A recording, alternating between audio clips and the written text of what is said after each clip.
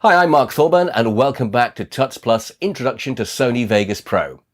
We now have a project that is looking more complete. In this lesson, we'll look at the finishing touches that will separate the project from a holiday film and turn it into a professional cinematic production.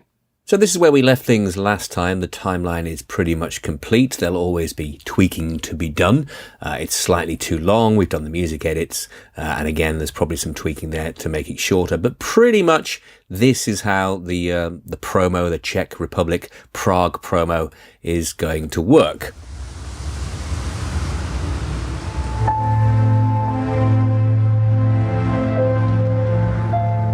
The major edits, as it were, have been done. What we need to do now is tidy up the entire look of the thing. This is straight out of camera, these images.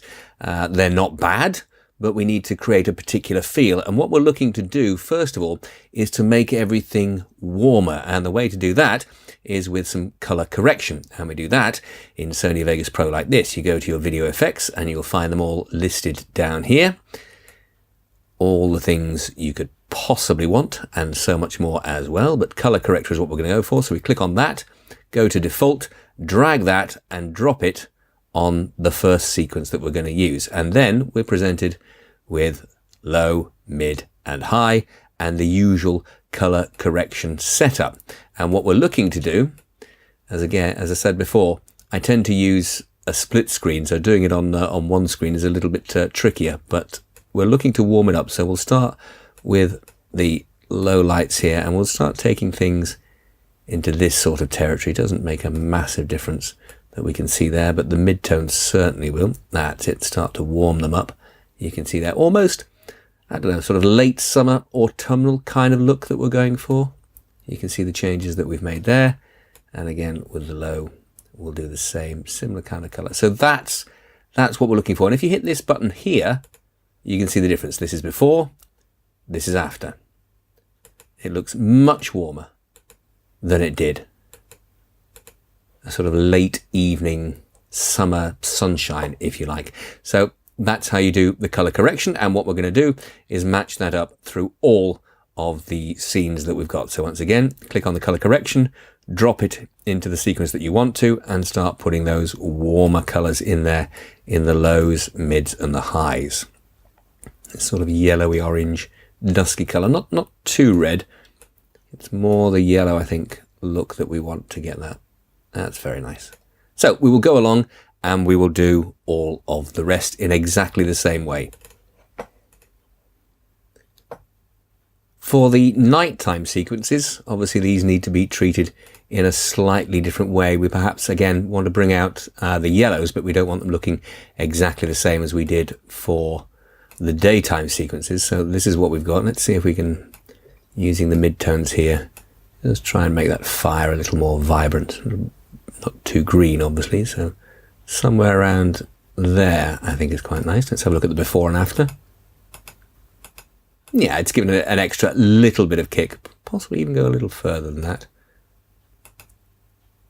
Yeah, there we go, before and after. And again, with the street performance section here, I think we would probably do the same. So stick some color correction in there and try and bring out the red/yellowness of the flame. Makes quite a nice glow. A little bit too red on his face there. Drop it back slightly. Let's have a look. Yeah, that's better. Makes the whole thing warmer. So the nighttime sequences, again, treated slightly differently, particularly where the fire is.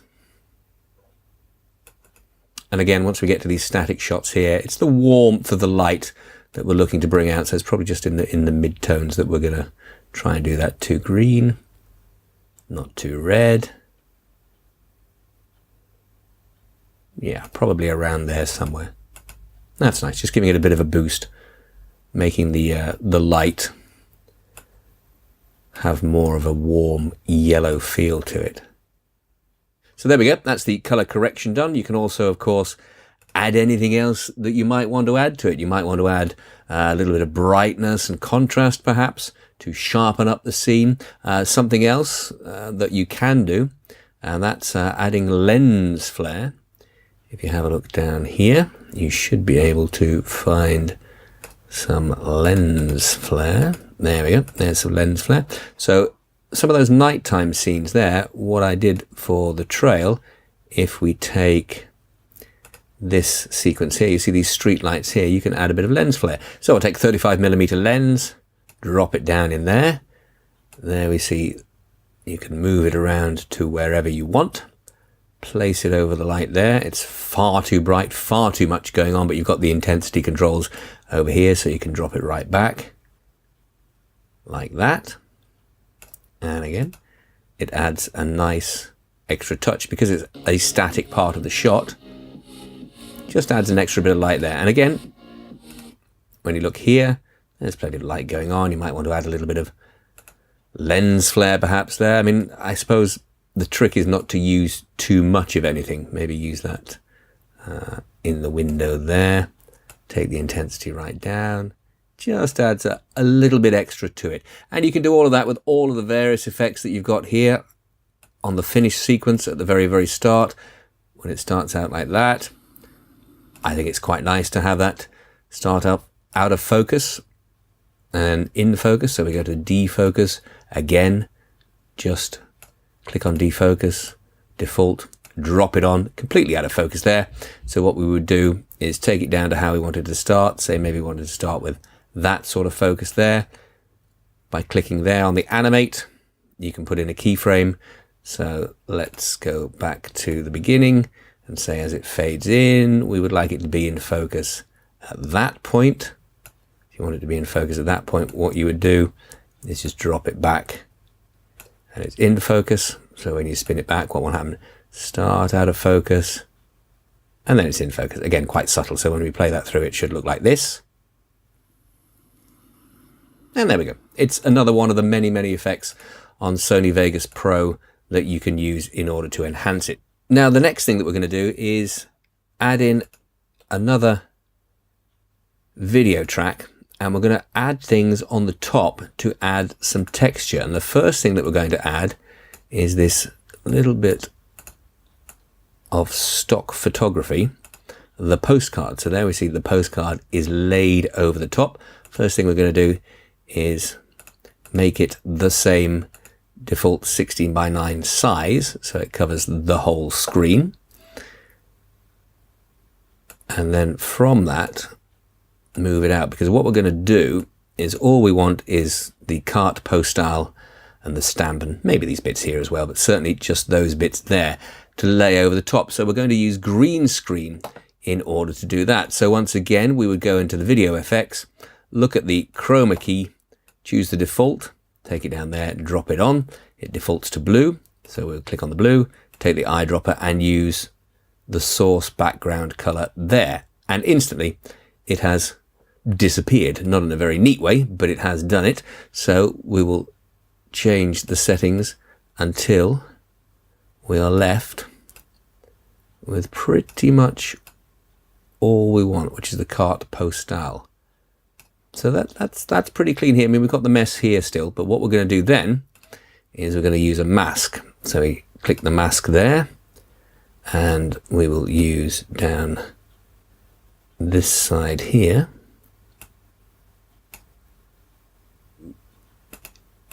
Cut out the area that we want to keep around where it says carte postale and the stamp. So if we do that, the rest of it should disappear. So there we have it. We have carte postale and we have it laid over, but we can use the position to move that around to pretty much cover the sky. Maybe make it slightly smaller by bringing it out there.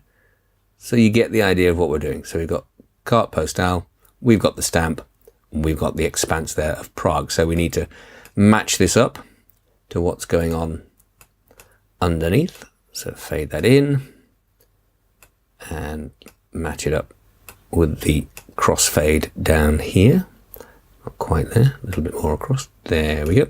So when we play it, it will appear at the same with the carte postale. And then as we crossfade into the next scene, it'll disappear along with the view of the bridges here. But what we haven't done is stick the defocus on there. So again, we will go back to the defocus here, put that on there and match it up with the defocus that we have here. So again, using this so that we can anchor it to the timeline. So we want it out of focus to match what's happening with the background. Out of focus, out of focus, out of focus, out of focus, and it's pretty much back in focus there. So we want that to come in focus at that point. So keyframe, there we go, back, and it is in focus. So when we play that, that should work in sequence with the bridges below.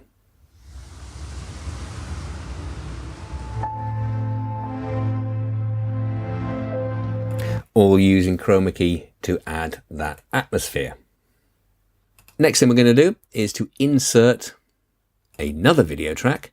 More texture is coming in, back to the project media, and we have this. This is old paper. It is a still photograph of old paper, but again, what this is going to do is age the image. So we put that over the top like that, and then we make it 16 by 9 to match the project, so it covers the whole thing. And using the opacity, you see, we can bring it down so that it just starts to cover over. So we've got the carte postale, we've got these little bits of dirt and grit that are on the paper that creates that whole image, and also the color of the paper as well has helped with that aging and warming of the image. And then it fades out and goes into the next shot of the Charles Bridge. So what we're going to do next is add some lens flare. And these are light leaks lens flares. So again, we need another channel there. Back to our project media up here. And you'll see the lens flare adding this sort of bokeh effect. And that's the kind of thing that we're looking for. So we're going to add that in there as well. Just get rid of the audio track because it has no audio attached to it, that it's thrown in with it. And there it is, right there. And what we're going to do, because we're going to add various sections of these, is we're actually going to change the nature of this track and make it screen so that it goes straight away to the source and removes the background without the need to chroma key it. And again, we can change the opacity here like this to create the right kind of effect that we're looking for. That's very nice.